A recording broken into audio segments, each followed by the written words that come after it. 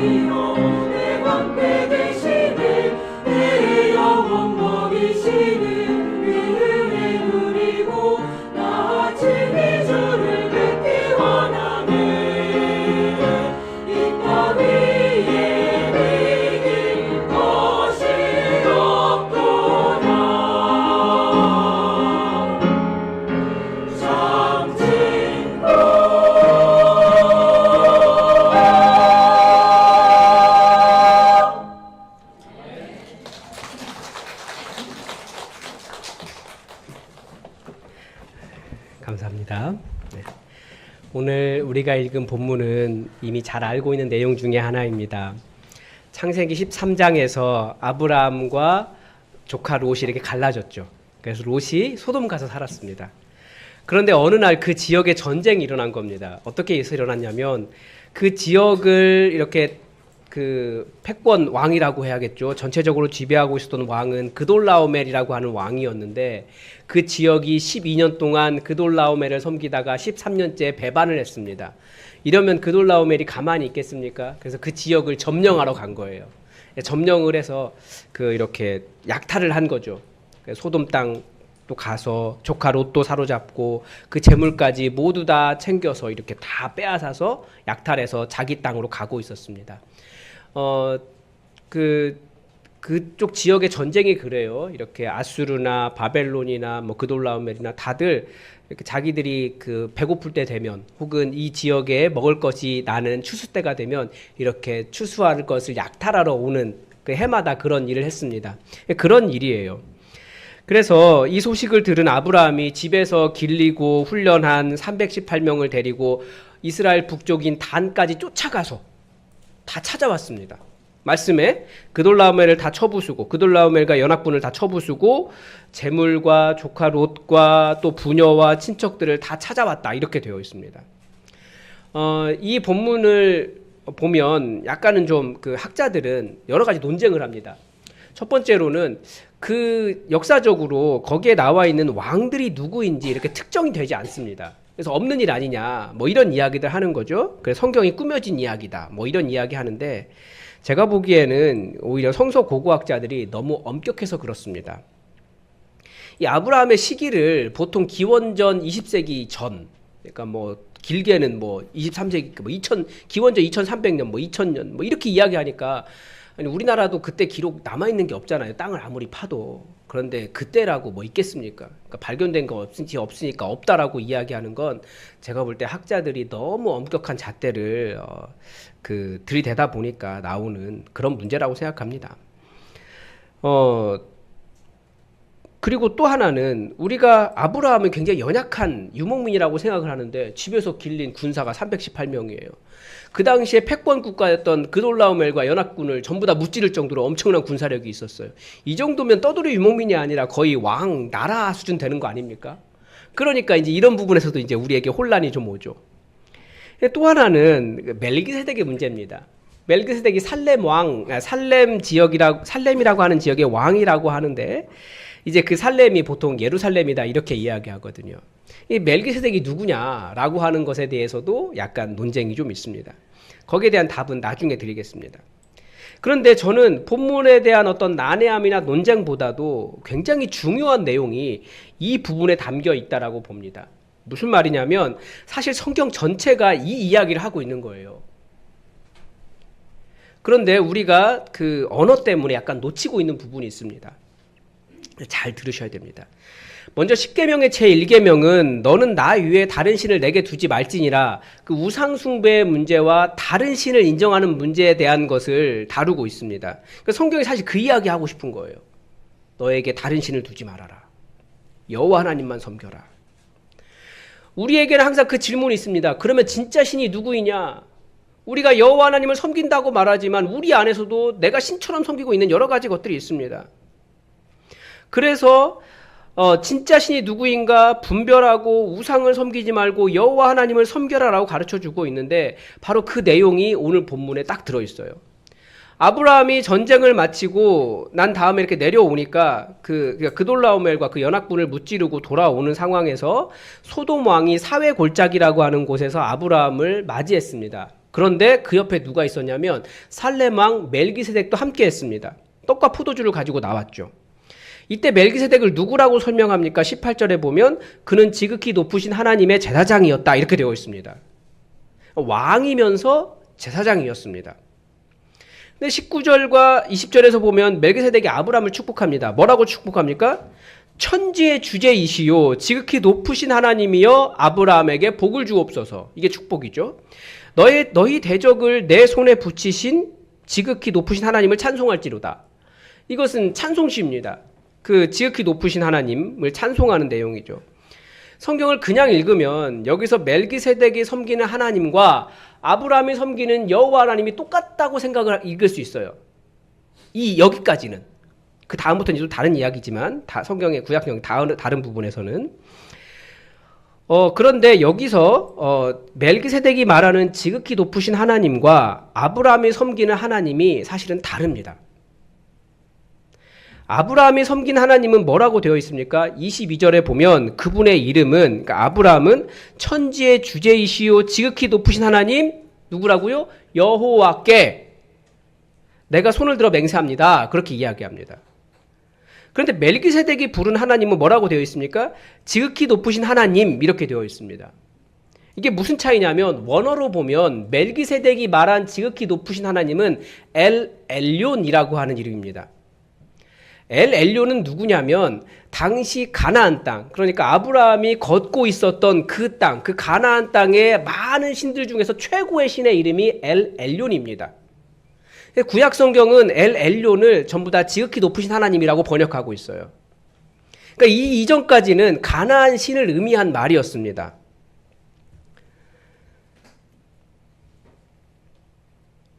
그러니까 멜기세덱은 지금 자기가 살아가고 있는 그 동네에서 가장 높다고 하는 신의 이름 그 엘 엘론이 천지의 주제이고 그 신의 이름으로 아브라함을 축복하고 그 신이 아브라함에게 승리를 가져다 주었다 이렇게 지금 찬양한 것입니다.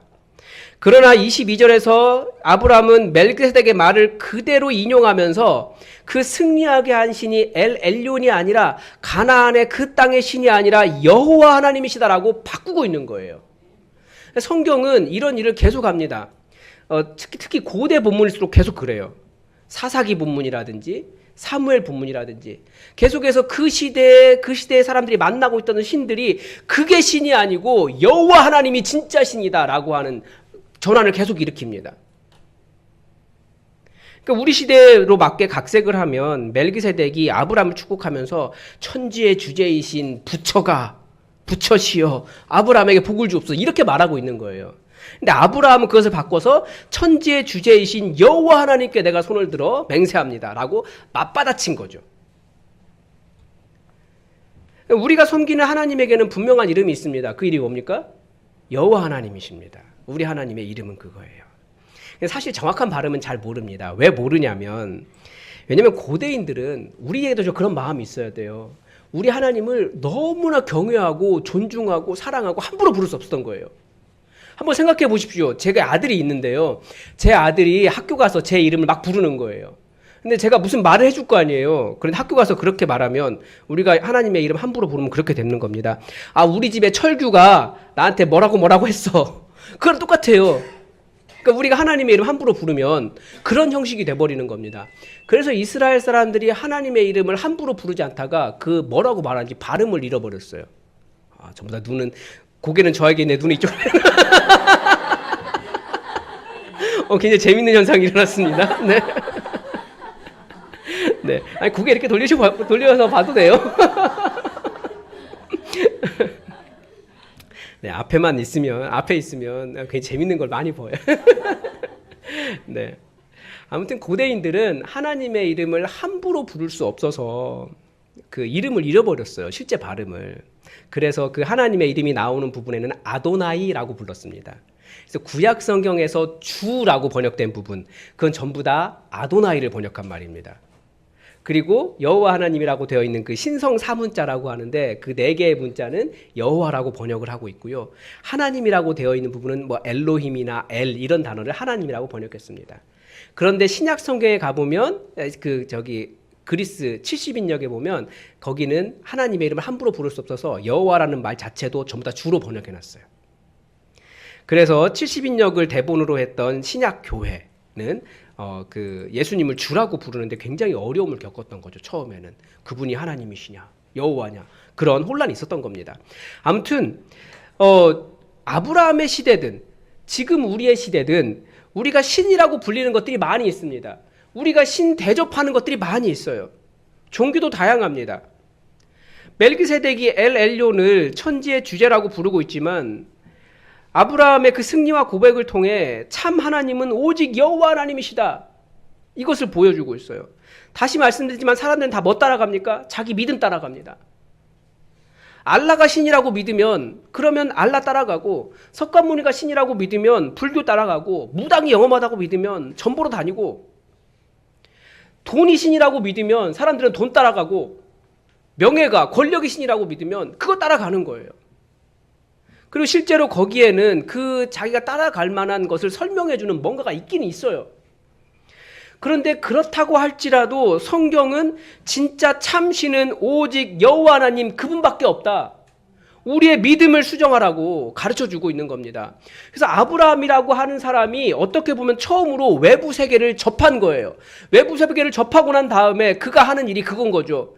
엘 엘론이 진짜 신이다. 너에게 승리를 주었다라고 하는 것에서 반박하면서 아니 그 신은 오직 여호와 하나님이시다. 성경은 그 이야기하고 있어요. 너희의 우상을 분별하라. 오직 참 하나님은 여호와 하나님 그분이시다. 그런데 신약 성경으로 넘어오면 이건 조금 다른 형태로 나옵니다. 왜냐하면 신약 성경은 신의 이름을 이야기하지 않아요. 여기서는 엘 엘론 이야기하고 구약 성경 어디 가면 바알 이야기하고 아스타롯 이야기하고 밀곰 이야기 막 다른 신의 이름을 이야기하잖아요. 신약 성경은 그런 신의 이름을 이야기하지 않아요. 왜 이야기하지 않겠습니까? 실제로 신이란 것이 존재하지 않기 때문에 그렇습니다. 뭐라고 부르지 의미가 없어요. 그런데 왜 이 땅에 이렇게 많은 우상들이 있을까요? 신약 성경은 그 이유를 인간의 탐욕 때문이다라고 가르쳐 줍니다. 그러니까 왜 우상이 있습니까? 인간의 탐욕이 어떤 형상화된 것들이 종교예요. 신의 이름으로 불리는 것이고요. 그래서 뭐 어떤 신들은 뭐 돈의 신, 뭐 무슨 신 막 이렇게 나오잖아요. 인간의 탐욕을 정당화하니까 그런 거예요. 인간의 탐욕이 우상을 만들어냅니다. 그래서 신의 이름은 달라도 우상의 본질은 다 똑같습니다. 성경이 가르쳐 주는 것은 인간의 탐욕 때문에 나오는 겁니다. 다시 말하면 우상은 뭡니까? 하나님께서 너희 옆에 우상을 두지 말아라고 하는 말씀은 너희 가운데 있는 우상을, 그러니까 자기의 탐욕을 분별하고 그것을 섬기지 말라라고 하는 거예요. 이 시대는 자신의 탐욕을 다양한 방법으로 포장하고 있습니다. 멜기세덱처럼 엘 엘리온으로 멋있게 부른다고 우상의 본질인 탐욕이 가리워지지 않습니다. 그리스도인이라고 하는 사람들은 이 우상의 땅, 이 탐욕의 세상을 걸어가면서 그들과는 다른 마음으로 이 탐욕의 세상을 예수 그리스도의 이름으로 돌아오게 하는 사람들이 그리스도인입니다. 세상에서 탐욕을 보시거든 그것이 우상이라는 것을 분별하고 그들에게 오직 여호와 하나님께로 돌아오라 라고 선포하는 사람들이 그리스도인들입니다. 그래서 여러분 안에서도 그런 포장들을 계속 내려놓으셔야 됩니다. 이런 정당화의 가장 제일 탐욕을 정당화하는 가장 큰 게 종교죠. 타종교에 대해서 함부로 폄훼하면 안 되겠지만 불교에 대해서 이야기하면 그 탐욕을 정당화하는 방법을, 그 행동들을 정성이라고 이야기합니다. 정성을 잘 들이면 그 탐욕을 다 이루어줄 수 있다라고 가르쳐 주잖아요. 그래서 성경은, 신약 성경이 경계하는 것은 심지어 여호와 하나님을 입으로 부른다고 할지라도 그 사람이 우상처럼 자신의 탐욕을 정당화하면서 우상처럼 하나님을 섬길 수 있다라고 하는 것도 지적합니다. 우리가 하나님을 왜 예배합니까? 내가 원하는 뭔가를 끌어내기 위해서 하나님을 예배하는 게 아니에요. 우리는 하나님을 만난 경험과 감탄과 기쁨과 경배가 있잖아요. 지금 얼마나 멋있습니까? 세상 나가보면 길만 딱 나가도 와 하나님, 서로를 바라보면서 와 하나님 하는 경배와 감탄이 있잖아요. 그게 예배예요. 그 감사함을 가지고 우리는 하나님께 예배하러 나왔습니다. 그래서 예배하는 거예요. 내가 원하는 뭐가 이루어지기를 바라고, 내가 지금 어떤 사업에 문제가 있는데 해결되기를 바라고, 뭐라고 할까요? 내가 원하는 것을 끌어내기 위해서 하나님을 예배하는 게 아니라는 거예요. 내가 이미 구원받은 은혜가 감사하잖아요. 그 감사와 기쁨 때문에 하나님을 예배하는 겁니다. 그러니까 이 선우가 바뀌면 잘못하면 하나님을 섬기러 나왔는데 우상 숭배하듯이 할 수 있다라는 거죠. 심지어 성령의 권능이 나타나서 성령의 권능조차도 탐욕이 될 수 있어요. 그것을 보여주는 게 고린도 교회입니다. 이 성경이 왜 이렇게 많이 쓰여져 있습니까? 이게 한 번씩 읽으면 힘들잖아요. 왜 이렇게 많아요? 이게 다 우리 보고 들으라고 쓰여진 거거든요. 우리 안에 그런 우상 숭배가 있기 때문에, 우리 안에 탐욕이 있기 때문에 그걸 내려놓으라고 이렇게 긴 이야기를 하고 있는 겁니다. 근데 고린도 교회가 어떻게 했습니까? 뭐 여러 가지 이야기가 많이 있는데 이쪽에서 막 예언하고 있는 거예요. 그런데 이쪽에서 막 예언이 일어나요. 성령님께서 동시다발적으로 막 역사하시니까. 그러면 이 사람 예언하고 있는데 갑자기 자기도 일어나서 예언을 하는 거예요. 그러니까 이게 뭐가 됩니까? 혼란스럽잖아요. 그래서 믿지 않는 사람들이 오면 야, 저 사람들 정신 나간 사람들이다 이렇게 얘기할 것 같다라고 바울이 경계하잖아요. 질서 있게 좀 하라고. 그게 왜 뒷사람이 갑자기 일어납니까?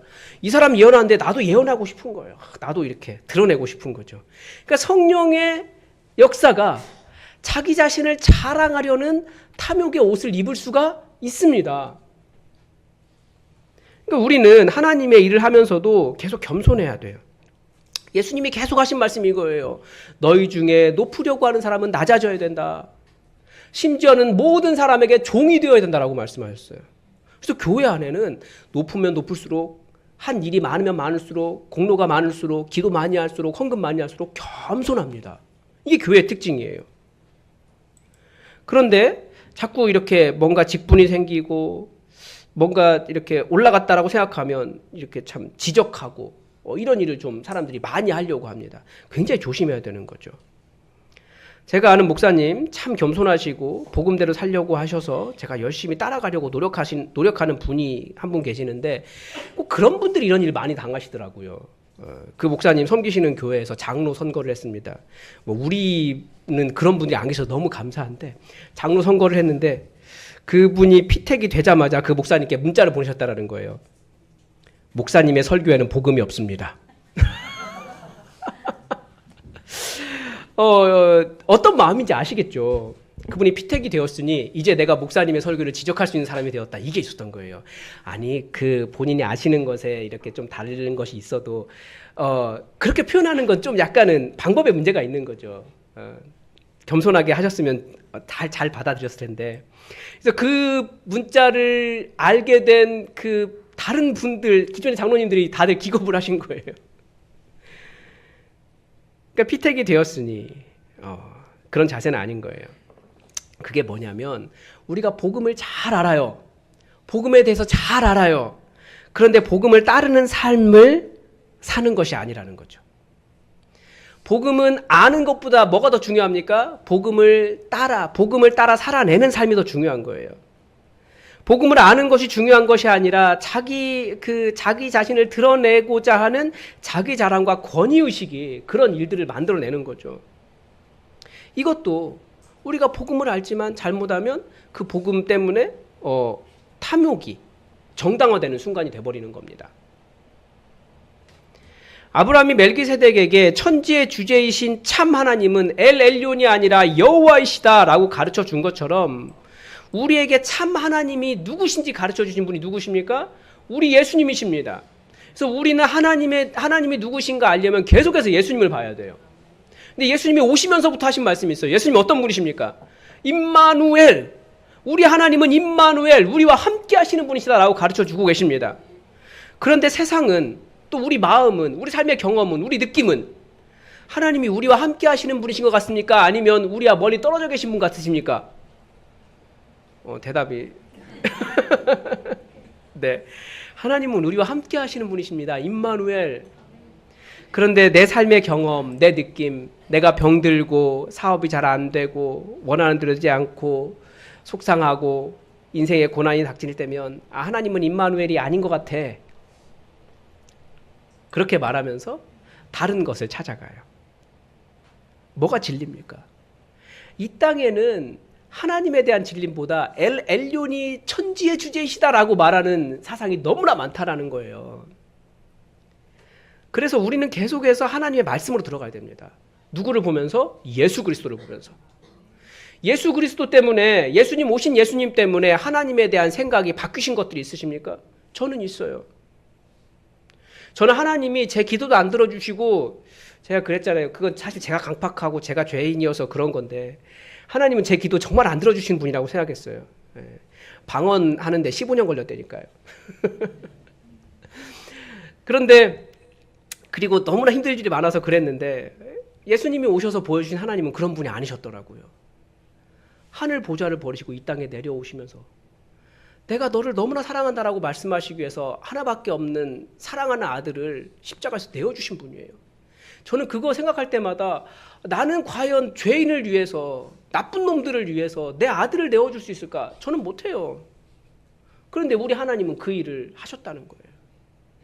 하나님은 나의 고난을 모른다고 생각하셨는데, 아니, 하나님은 사실 우리가 고난의 강도를 어떻게 측정할 수는 없지만 죽음이라는 고난이 가장 클 것 같아요. 그런데 우리 예수님이 나 죽지 않게 하시려고 예수님이 먼저 죽으셨어요. 내가 경험하고 있는 그 어떤 고난보다도 우리 예수님이 미리 먼저 아신 거예요. 내 고난을. 내가 이렇게까지 너의 고난을 다 알고 있어 라고 말씀하신 분이세요. 인간의 모든 연약함을 다 감당하기 위해서, 저는 정말 연약한 것이 많은데 그것을 감당하기 위해서 먼저 십자가 지셨어요. 무엇보다도 저는 하나님께 나아가도 내 기도 안 들어주시는 분이라고 생각했는데 말씀은, 예수님은 뭐라고 말씀하십니까? 탕자의 비유에서 나오잖아요. 우리 하나님은 떠나간 아들을 기다리고 계속 기다리시는 분이세요. 멀리서 달려오기만 해도 알았어 내가 갈게 하면서 먼저 달려오시는 분이 우리 하나님이시라는 것을 예수님은 가르쳐 주셨어요. 그런데 내 머릿속에는 아니 하나님 그런 분 아닌 것 같아. 내 경험과 내 느낌과 내가 여러 가지 겪는 어려움들 속에서 하나님은 나와 관계없으신 것 같아. 이런 메시지를 내가 끊임없이 던지고 있더라고요. 그게 바로 내 안에 있는 엘엘륜이에요. 하나님 아닌데 하나님처럼 믿고서 붙잡고 살아가는 것. 돈이 없어서 문제다. 그것도 아니에요. 우리는 인생에 다가오는 많은 어려움들 속에서 성경이 가르쳐주는 하나님보다 이 시대가 말하는 엘엘륜을 하나님이라고 붙들고 살아갑니다. 그게 진리라고. 그런데 예수님은 그것을 전부 다 뒤집으셨어요. 그게 아니라고. 십자가 위에서 우리 연약함을 다 감당하셨습니다. 여러분, 그래서 복음을 아는 것보다 복음대로 생각하고 복음대로 살아내는 것이 더 중요합니다. 내 안에 엘 엘리온, 내 안에 우상을 분별하는 일은 내가 실제 삶의 현장에서 어떻게 말하고 선택하고 행동하느냐와 관련이 있습니다. 그래서 우리는 이 부분을 훈련하기 위해서 복음을 우리는 계속해서 이 부분을 훈련해야 됩니다. 뭐라고 이야기하냐면 복음을 따르는 삶의 특징은 결핍이 사라지는 것이다 이렇게 이야기합니다. 결핍이 뭡니까?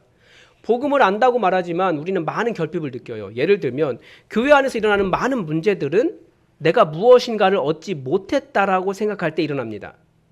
예를 들면 내가 존중받아야 되는데 존중받지 못했다고 생각할 때 뭔가 결핍이 되잖아요.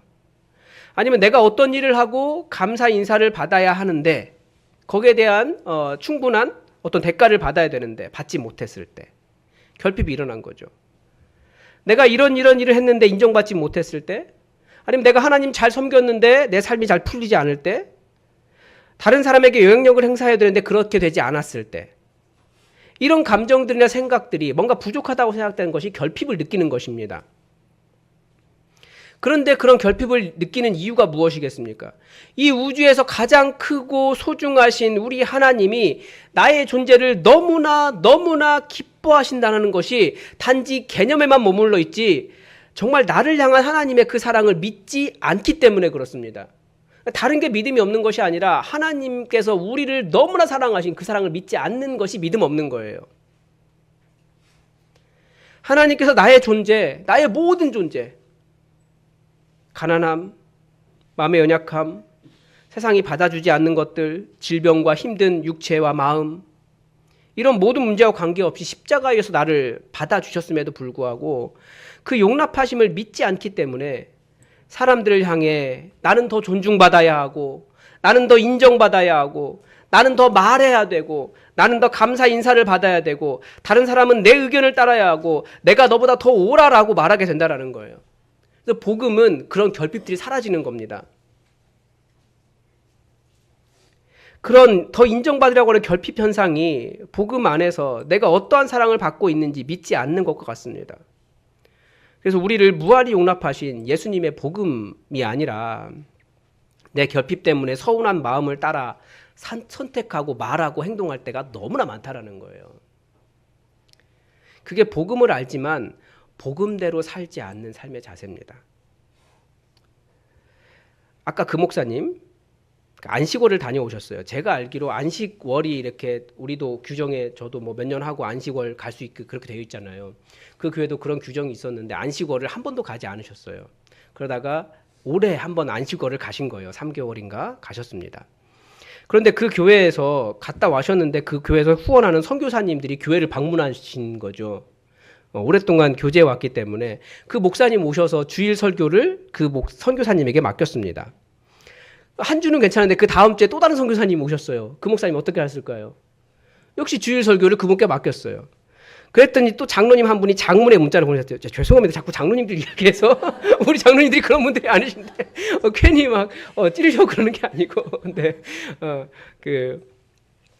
그 장로님 한 분이 문자를 장문을 보내셨대요. 아니 어떻게 목사님 안식월을 그렇게 다녀오시고도 2번이나 강단을 비우실 수 있으십니까?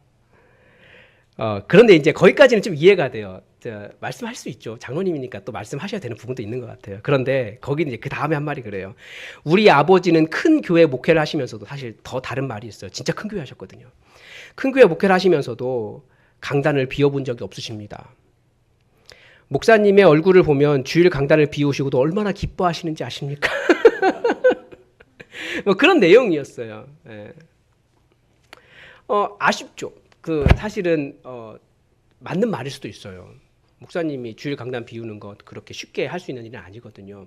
그렇지만 비교와 어떤 존중과 친절함과 사랑 없음 속에서 나오는 뭔가 판단과 이런, 그러니까 그분이 복음을 모르는 분이 아니라 복음대로 선택하는 것이 무엇인지 잘 모르신 거예요. 우리는 그런 게 많아요. 제가 그 교회 맨 처음 왔을 때 굉장히 어려웠던 부분이 뭔지 아시죠? 이거. 네. 이것 때문에 용납받지 못할 거라는 생각이 든 거예요. 제 머릿속에 뭐가 있는 거예요? 복음을 알지만 저조차도 제가 복음 안에서 어떠한 용납을 받았는지 모르기 때문에 이게 문제가 되는 거예요.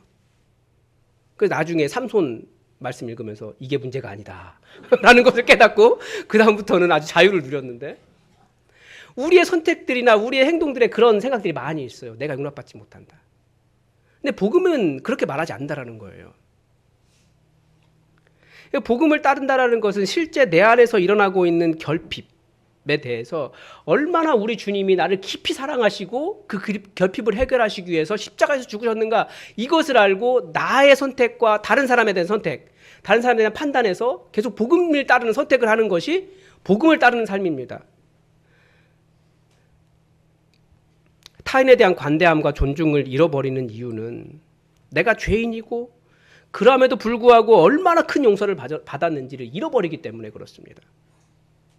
그게 여전히 나의 신이 내가 생각하는 엘 엘론에서 여호와 하나님께로 제대로 변화되지 않았기 때문에 그렇습니다. 나중에 멜기세덱은 어떻게 될까요? 약간의 추측의 영역이기도 한데요. 멜기세덱은 이 아브라함을 통해 천지의 주제가 엘 엘론이 아니라 여호와 하나님이시라는 것을 제대로 알고 변화된 사람입니다. 이게 어디서 알 수 있냐면, 다윗이 예루살렘을 점령하고 난 이후에 그 도시 이름을 뭐라고 바꿉니까? 시온이라고 바꿉니다. 그런데 시온으로 바꾸고 난 다음부터 그 이전까지는 성경에 등장하지 않던 한 사람이 나와요. 사독이라고 하는 제사장입니다. 성경의 대제사장은 아론 계열만 알 수 있습니다. 그런데 예루살렘 성이 시온이라는 도시가 되면서부터 그 다음부터 대제사장은 사독 계열이 대제사장이 됩니다. 무엇을 의미하겠습니까? 진짜 여호와 하나님을 제대로 섬기는 여호와 제의가 예루살렘에서 있었다라는 얘기고, 그러니까 멜기세덱 이후에 멜기세덱, 사독 같은 이름이거든요. 그래서 살렘 왕이면서 제사장이라고 했잖아요. 그 사독이 여호와 하나님, 그 집안이 계속해서 여호와 하나님을 제대로 섬기고 있었고, 그게 그 본산이 예루살렘이었고, 그때부터 다윗이 사독 계열의 제사장을 여호와 제의의 제사장으로 세웠다라고 보고 있어요. 어떤 의미인지 아시겠죠? 그러니까 참 하나님이 엘 엘론에서 그 지역의 가나안의 신에서 여호와 하나님께로 제대로 변화된 겁니다. 그러니까 우리도 다 복음을 알았잖아요. 그런데 여전히 이 세상의 신들을 우상처럼 나의 탐욕을 정당화하면서 나의 결핍들을 다른 사람의 평가와 인정으로부터 얻어내려고 해요. 그게 탐욕일 수 있다는 거예요. 그래서 복음을 아는 것보다 내가 복음 안에서 얼마나 충분하게, 예수 그리스도의 십자가 위에서 얼마나 충분하게 용납되었고 사랑받고 있고 은혜를 얻었는지를 제대로 아는 변화가 필요합니다. 그래서 무엇이 필요할까요? 이게 훈련입니다. 우리는 말씀과 기도로 거룩해진다고 하였는데, 말씀이 가르쳐준 것이 있으면 그것이 온전한 변화가 내 것이 될 때까지 기도하시고 묵상하셔야 된다는 거죠. 예를 들면 사람들로부터 존중과 인정을 받으려고 하는 마음에서부터 오히려 정말 십자가 위에서 예수 그리스도께서 얼마나 나를 용납하셨는지를 제대로 알 때까지, 섭섭한 마음이 사라질 때까지 깊이 묵상하고 기도하는 것이 필요합니다. 주께서 부탁하신 일을 회피하는 습관이 있다면 그 습관이 완전히 없어질 때까지 회개하면서 기도하셔야 됩니다. 왜냐하면 우리 주님은 우리의 문제를 외면하지 않고 완전히 다 담당하셨거든요. 그런데 우리는 내가 귀찮으면 피하려고 해요. 그때 그 문제를 묻고 기도하시면서 주님 그 마음이 완전히 사라질 때까지 감사함으로 감당할 수 있을 때까지 회개하며 기도하는 것입니다. 어떤 분들은 불안해할 수 있어요. 그럼 그 불안함의 원인을 다 알잖아요. 그럼 그 불안함의 원인을 내려놓고 회개하십시오. 왜냐하면 예수님의 십자가는 무엇을 이야기합니까? 내가 끝까지 너를 책임지고 돌보겠다라고 하시는 것이 예수님의 십자가거든요. 믿지 않는 거예요. 그러니까 그 불안함이 완전히 사라질 때까지, 예수님이 나를 책임져 주신다라고 하는 믿음이 온전하게 내 안에 자리 잡을 때까지 끝까지 기도하는 것이 필요하죠. 누군가에게 불친절하게 말하거나 존중 없이 말하거나 함부로 판단하며 생각하신 적이 있으십니까? 짜증을 내신 적이 있으십니까? 아니면 형제와 자매들의 삶에 무관심한 적이 있으십니까? 예수님의 값없는 은혜를 생각해 보십시오. 우리 지난주에 성찬 씨가 있는데 예수님처럼 찢기고 계십니까? 다 묵상하는 거예요. 그런 불친절이 없어질 때까지 회개하면서 기도하면서 하나님께서 나에게 어떠한 관심을 가지고 계시는지 나를 향한 하나님의 그 따스함과 애정이 나를 통해 그 사람에게 표현될 때까지 여러분 깊이 회개하시면서 기도하시면서 묵상하시면서 복음을 따르는 삶을 선택하시기 바랍니다. 인정받지 못한 결핍 때문에 왜 나를 인정해주지 않느냐며 원망의 마음이 일어났다면 예수님의 십자가에서 내가 어떠한 인정을 받고 있는지를 묵상하십시오. 사람의 인정만 가지고는 안 돼요. 주님이 나를 어떻게 인정하셨는지를 제대로 알 때, 주님이 나를 어떻게 용납하셨는지를 제대로 알 때 우리는 진짜 자유를 얻을 수 있어요. 그래서 복음을 아는 일에서 멈추지 말고 그 복음의 은혜가 완전히 내 것이 되고 내가 복음을 따라 살아갈 수 있을 때까지 끊임없이 은혜를 묵상하시고 변화가 온전히 일어날 때까지 기도하십시오. 그 훈련이 필요합니다. 우리에게는. 그래서 사실은 교회는 이렇게 사랑하기 힘든 사람들이 모여 있는 거예요. 왜냐하면 내 안에 복음을 따르지 못하는 것들이 무엇인지 정확하게 지적하시기 위해서. 그래서 누군가를 보면 힘들어요, 마음이. 그 부분도 꼭 기도하라고 보내주신 사람이에요. 훈련하라고. 왜냐하면 우리 저 천국 가면 더 온전하게 생활해야 되거든요. 지금부터 훈련하는 거예요. 여러분, 우리는 이 땅에 지극히 우리 하나님을 지극히 높으신 분이라고 말은 하지만 여전히 이 땅의 신들을 섬기면서 나의 탐욕을 정당화하면서 내가 옳다라고 여호와 하나님께 제대로 넘어가지 않은 상태를 살아갈 때가 많이 있습니다. 그게 우상입니다. 성경 그거 분별하고 내려놓고 오직 예수 그리스도의 복음 따라 살아가라고 우리를 자녀 삼아 주셨습니다. 그래서 우리의 삶의 선택이, 우리가 살아가는 방식이 세상에 진짜 하나님이 누구신가를 보여줄 수 있습니다. 우리가 그런 놀라운 은혜를 위해서 부름 받았다는 것을 알고 복음을 따라 사는 삶을 끊임없이 선택하시고 복음 안에 있는 진정한 자유, 우리를 온전히 용납하시고 사랑하신 예수님의 십자가의 자유를 제대로 누리며 그 복음의 은혜를 누리며 살아가시길 바랍니다. 기도하겠습니다. 하나님, 우리가 이 땅을 살아가면서 끊임없이 여호와 하나님 이외에 다른 것이 신이라고 말하는 메시지들을 듣고 살아갑니다. 그리고 우리도 그런 것에 따라 그것을 갖지 못했을 때 결핍을 느끼고 또 그런 우상들을 우리 안에 품고 살아가기도 합니다. 하나님, 우리가 예수 그리스도의 십자가 위에서 온전한 용납을 받았고 진짜 하나님이 누구인지 제대로 알았기 때문에 우리가